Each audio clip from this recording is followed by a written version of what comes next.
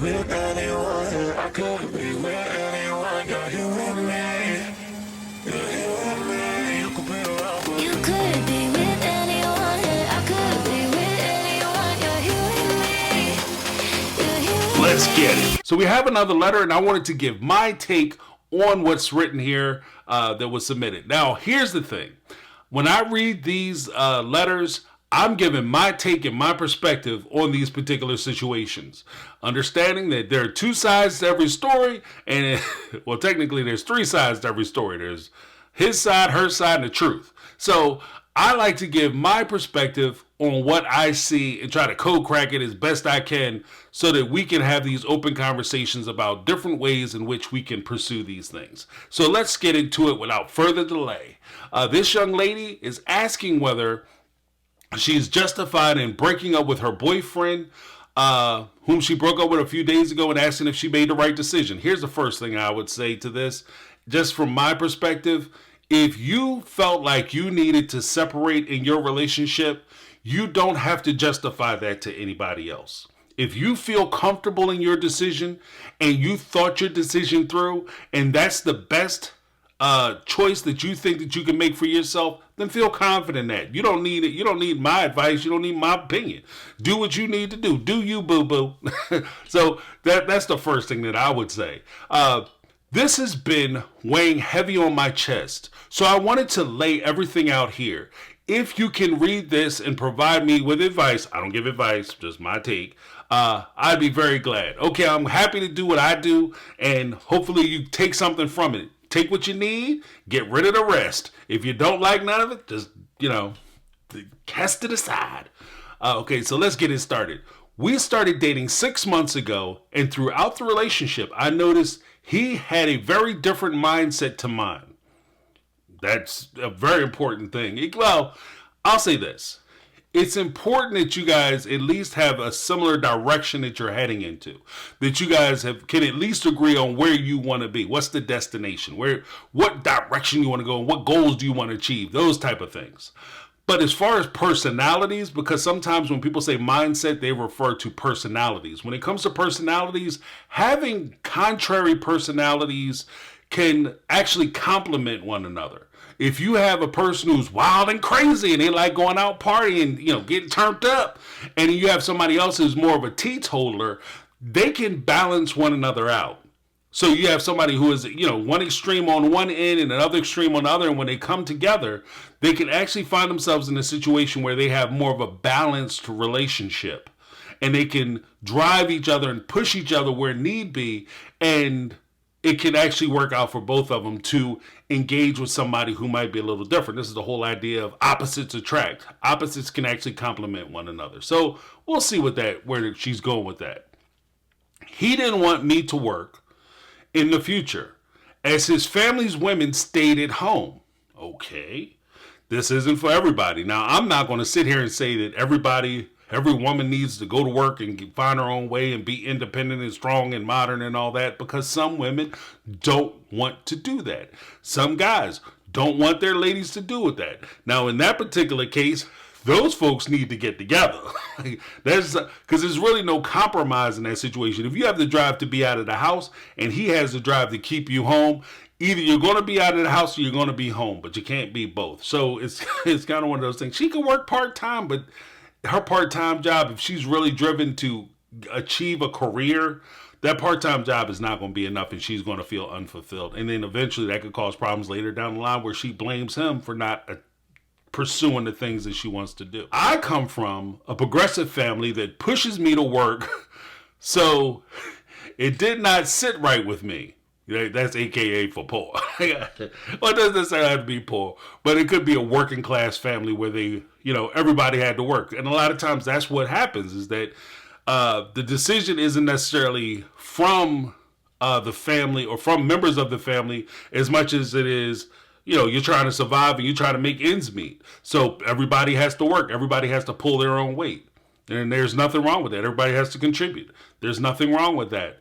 And through living that lifestyle, a lot of times you start to develop a strong feeling towards work, the work ethic, where you say that, work is important because it was so important to the survival of your family. So you push work, you push independence onto your kids. Or maybe they come from a situation where they look at the young ladies or the women in their family and say, you know what, we've known people who've come from these more traditional homes where the women are trapped and subjugated by the men because they don't have financial freedom to be able to make decisions for themselves. So sometimes that plays a part in it too. But let's read on. They have spent almost everything on me. So sitting at home, see, I told you, when they spend everything on you, everything, that means that they're not sitting there flush with cash where they just, you shall never be subjugated to a man. Like, they expect you to work because that's what they had to do. And there's nothing wrong with that. It is what it is. So they have spent everything on me.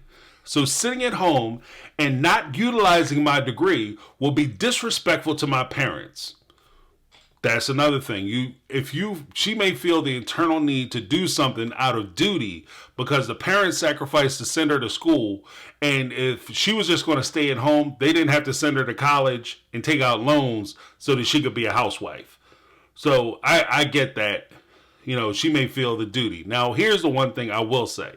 You don't have to justify it by trying to push it off on your parents. If it's something that you want for you, if you go to school and you do a 4-year degree, but you'll be happy at home, then stay at home if your life affords you that opportunity.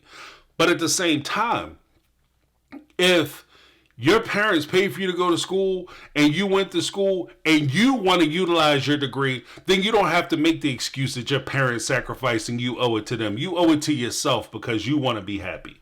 That's my two. That's where I'm at. So let's continue. Other than that, I realized that I had different goals than him and knew deep down it wouldn't work out. I do want to marry him, but for the sake of my sanity and happiness, which is the most important thing you need to be thinking about, your sanity and your happiness, I know I won't have a lot of growth in a relationship moving forward, and that I unwillingly grow resentment towards him. That's what I just said. Like, eventually you're going to start hating him because you realize that you're not truly fulfilled and you won't be happy. If you're not doing the things that are making you happy, you're not doing the things that make you fulfilled, and you're in a situation where you feel like you are living somebody else's life, you will feel like you're losing your mind. Because you're not being you. You're being somebody else. You're living somebody else's reality. You're not living your reality in your mind where you think you should be. And when you're not doing that, you're not going to be happy. You could be satisfied because you settled, but you won't be happy. And as I've said before in this channel, something that I've said a million times before, something I grew up with. If you are settling for something, you're always getting less than you settled for. So if she settles for this because she's trying to pursue that love sometimes isn't enough. And this is where being a little more mature plays its role. Is it understanding that love oftentimes isn't enough. Infatuation isn't enough. Especially you guys are 19, she's 19, he's 20 years old. You guys are still young. So there's still a lot of road ahead of you. The question, you only been together 6 months. You guys haven't even really had a real good argument yet. And for you to decide the fate of your future based on a 6 months relationship, a little sketchy. So we'll continue. I do love him, but I guess you could say I respect myself too much to let go of my goals as well. And that's where it is. You don't love somebody more than you love yourself. Let me say that one more again, James. Preach to the choir. Don't love somebody more than you love yourself. You're with you all the time. You've known you forever. As long as you've known anybody, you've known you. Don't play yourself short trying to make somebody else happy. Because if you can't find happiness in yourself, you can't make anybody else happy. If you can't pursue your goals and you trade in your goals, because basically in this situation, what's going to happen usually with these type of dynamics, she'll trade her goals, her ambitions, and her dreams and pour everything into his goals, ambitions, and dreams and try to make it her ambitions and goals and dreams. But the truth of the matter is that you're merely doing this for him. And if you do it for him and you make that decision, if 5 years, 10 years, 20 years down the line, he decides that he doesn't want to be there with you anymore, you've done something that you did not want to do. And then you invested in a whole bunch of stuff that you didn't never dream of investing in. Did not never dream, damn.